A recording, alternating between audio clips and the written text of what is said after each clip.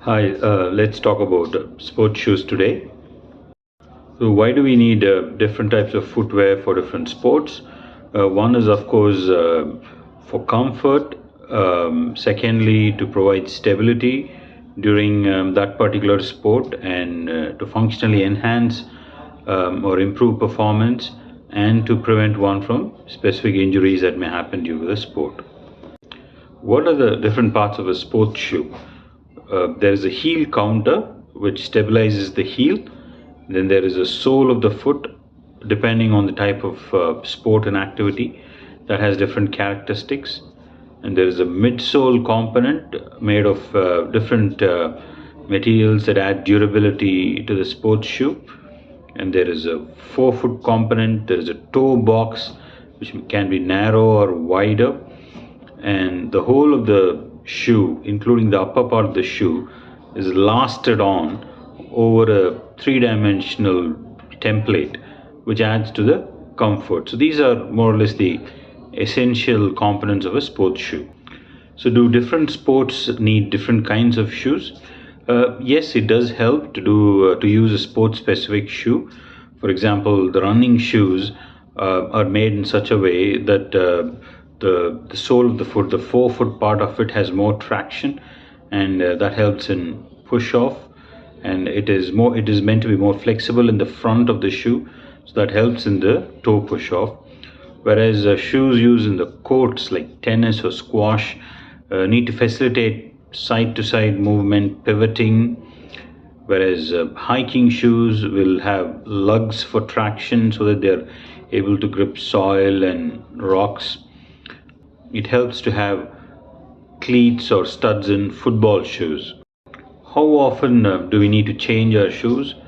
Roughly, it is said that especially for running shoes, on average, after 500 kilometers of cumulative running, it is better to change your shoes. Even if there is no external wear and tear, the midsole can lose its functionality and wear out. Hence, it's preferable to change them. Are the most expensive shoes always better? Not necessarily. There have been studies that have disproved this, and in fact, there was a specific study which showed that the shoes in the mid-range in a shoe shop were much more safer and protective against injuries than the most expensive one. And similarly, the latest shoe is not always the best because the shoes are always undergoing innovation. They're always trying out new things to improve performance, stability, and prevent injuries. But often it does happen that there may be a new technology that may be introduced that may actually increase the rate of injuries than before. So it makes sense to use shoes with a certain track record, and most important factor, of course, is comfort. Using the shoes that are most comfortable always helps in the long run. Is barefoot running good for you? Well, barefoot running had become really popular in the recent years.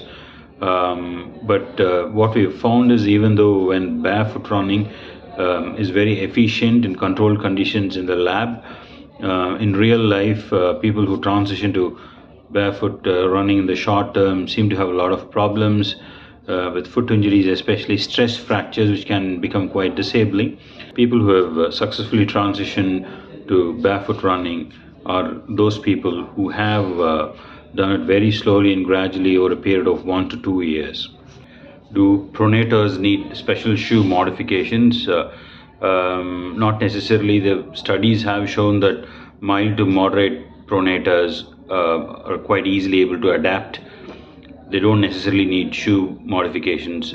But if you are a significant pronator and if that's causing you feet problems, then you may have to consider some modifications. What is advanced footwear technology? It's a technology that incorporates some features in the shoes to improve their performance. One is reduction of the mass of the shoe, making it much lighter, in making it have a rocker profile from the side, which helps in efficient toeing off. Number three is introducing materials like a carbon foot plate, a curved foot plate that increases torsional stiffness and provides propulsion, and specifically using mid midsole materials which make it lighter and more durable. These are all incorporated in shoes to make it more efficient and perform better. In fact, studies have shown that these features improve running speed and efficiency by about 1% in elite athletes. But we do not know the effects of these shoes in terms of injuries in the long run.